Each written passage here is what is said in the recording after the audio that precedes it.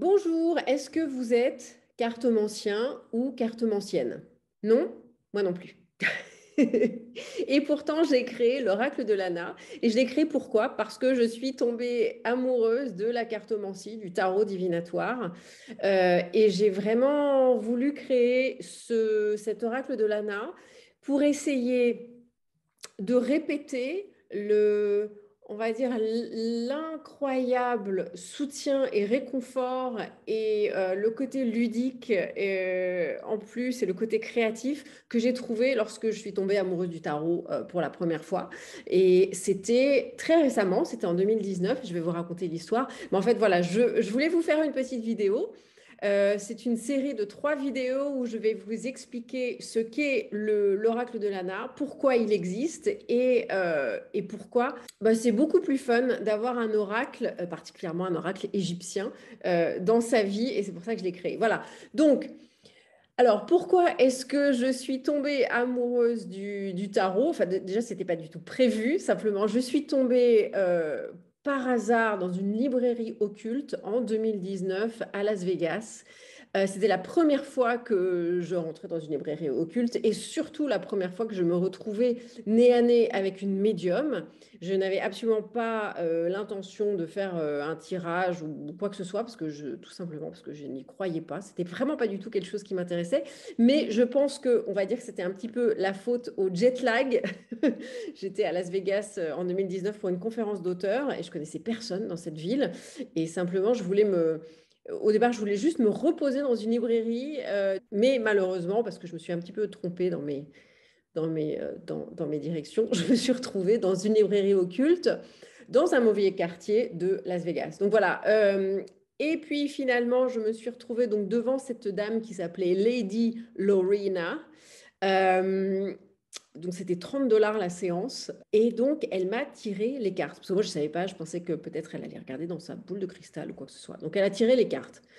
Je n'avais jamais vu de cartes de tarot de ma vie avant. J'aurais absolument pas pu dire si c'était des cartes typiques ou des cartes ou un oracle un peu particulier. Finalement, j'ai su après que c'était le tarot classique de Rider-Waite. Ce qu'elle m'a dit ce jour-là, cette dame, je m'en souviens pas énormément en fait. Je me souviens juste que j'avais l'impression qu'il y avait un univers qui s'était ouvert de mystères, un univers ludique, un univers plein de symboles, donc forcément qui stimule l'intelligence, qui stimule l'imagination, bien sûr, donc la créativité, l'imagination. Et puis finalement, j'ai eu avec cette Lady Lorena une conversation qui était chouette, qui était humaine, où on a parlé de la vie. C'était assez existentiel, voilà. On a parlé du quotidien et puis de ce qui se passait dans ma vie, etc. C'était un peu comme on parle avec une thérapeute ou un thérapeute, mais simplement c'était sans pression et puis c'était juste chouette. Et donc j'ai beaucoup aimé ce contact humain et je pense en plus que ce jour-là, j'étais toute seule dans une ville que je ne connaissais pas et je pense que j'avais juste envie d'être écoutée. Et j'ai eu l'impression que non seulement cette cartomancienne m'entendait, mais en plus, et c'est ça qui a été vraiment une grande révélation dans ma vie, j'ai vraiment eu l'impression il y avait une conversation qui se faisait en fait avec ces cartes, qu'il y avait effectivement des choses mystérieuses qui étaient en train de se passer. Alors, si vous êtes hyper cartésien, hyper cartésienne, vous n'êtes pas non plus le seul ou la seule. Moi, c'est pareil, je suis très rationnelle, très cartésienne, je suis passionnée de science, etc. Mais ce jour-là, simplement parce que j'ai décidé de lâcher prise, donc encore une fois, le jet lag, etc. J'ai décidé de lâcher prise et voilà, j'ai vraiment eu un bon feeling. J'ai vraiment eu l'impression que voilà, ma vie s'enrichissait de quelque chose de, de mystérieux. Mais de mystérieux dans le sens une exploration en fait. On y avait une espèce d'appel de l'exploration, donc une espèce de voyage mystérieux qu'on m'offrait comme ça par le biais de ces cartes. Je n'ai pas forcément, je me suis pas ruée dans la librairie et je n'ai pas acheté de jeu à ce moment-là. J'ai juste gardé ça dans un coin de ma tête quand est arrivée la pandémie. Eh bien, je pense que, alors en fait, à ce moment-là, j'écrivais aile d'obsidienne, et puis donc j'ai décidé d'introduire un nouveau personnage qui s'appelle Lana Steele et qui est cartomancienne à la Nouvelle-Orléans.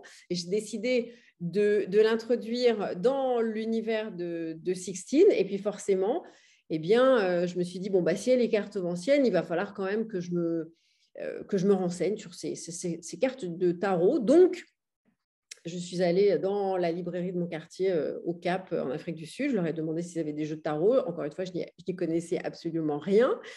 Et voilà, ils m'ont dit, bah, vous pouvez choisir. Donc, il y avait toute une vitrine avec plein de jeux de tarot. Et puis, finalement, j'en ai trouvé un complètement au hasard. Donc, c'était une boîte. Donc, je ne savais pas à quoi il ressemblait parce que il était sous vide, en fait. Je n'ai pas du tout pu voir les cartes. Et finalement, j'ai découvert des cartes avec une esthétique qui m'allait complètement. C'est une espèce d'esthétique gothique, victorienne, etc. Donc, si vous avez lu les tomes de Sixtine, tout ce qui se passe autour de Falmouth Manor, etc., vous imaginez que ça me parlait, en fait, cette esthétique gothique victorienne. Et puis, donc je me suis dit, bon, bah, si j'explique, si je parle de mon personnage dans 16-4 de Lana Steele, forcément, il faut quand même que je me fasse un espèce de tirage, donc je ne sais pas trop comment on fait. Donc, j'ai pris le livret de ce jeu et j'ai commencé à faire mes propres tirages. Et là, je pense qu'on peut dire que ma vie a changé. Et encore une fois, c'était au début de l'année 2020, au début de la pandémie, beaucoup de solitude et d'anxiété, comme tout le monde. J'ai trouvé dans ces cartes et dans cette espèce de communication complètement invisible et complètement improbable, j'ai trouvé un énorme réconfort. Et j'ai découvert une passion. Depuis mes jeux de tarot, donc j'en utilise plusieurs et donc ça dépend de l'utilisation que j'en fais. Mais je pense que je dois faire un tirage probablement tous les jours. Des fois, c'est juste tirer une carte. Des fois, c'est vraiment faire un tirage, la croix celtique, etc. Ça, c'est un peu plus... là, je prends du temps et puis je prends mon journal et puis mon cahier, mon journal intime, en fait. Et donc, j'écris ce que j'ai trouvé. Et voilà, je voudrais vraiment insister sur le fait que je suis arrivée à ce jeu de tarot, cette idée du tarot divinatoire, déjà en n'y croyant pas du tout, et finalement, en trouvant, en trouvant ça extrêmement créatif, très mystérieux comme une exploration, et du coup, ça a vraiment, vraiment, vraiment enrichi ma vie. Et quand j'ai écrit 16-4 et que j'ai voulu développer ce personnage de Lana Steele, eh bien, très vite, Lana, qui était un personnage secondaire au départ dans 16-4, hein, si vous avez lu 16-4, donc Elle d'Obsidienne, vous voyez qu'elle est là un peu pour servir la grande histoire de Franklin Hunter, qui est un des coéquipiers finalement de Sixtine. Eh bien, Lana Steele, qui devait être une figurante, a pris de l'ampleur. Je me suis extrêmement attachée, ça arrive quand on s'attache à des personnages, mais vraiment, elle m'a absolument fascinée. J'avais l'impression qu'elle avait beaucoup de choses à dire. Et l'histoire de son oracle égyptien, que je vous révélerai dans les vidéos suivantes, l'histoire de son oracle égyptien, en plus, m'a vraiment fascinée. J'avais vraiment envie de creuser mon imagination pour trouver en fait voilà, l'histoire de Lana et puis toutes ces graines de mystère qui m'ont vraiment qui m'ont fascinée. Et je me suis dit, à la fin de 2020, il faut absolument que je fasse le jeu de tarot de Lana Steele. Si elle est cartomancienne à la Nouvelle-Orléans et qu'elle a un jeu de tarot égyptien qui a un rôle très important dans l'histoire de Sixtine, il faut que je le voie, il faut que je l'ai entre les mains. Et c'est à ce moment-là que j'ai appelé mon frère Jean-Sébastien Vermal, JS Vermal, et je vous raconterai l'histoire de comment on a travaillé ensemble pour créer ce tarot, parce que ça a vraiment été c'était vraiment un voyage avec une exploration visuelle et esthétique qui ensuite a alimenté encore plus d'imagination pour les séries qui viennent. Bref, je vous en parle dans la prochaine vidéo.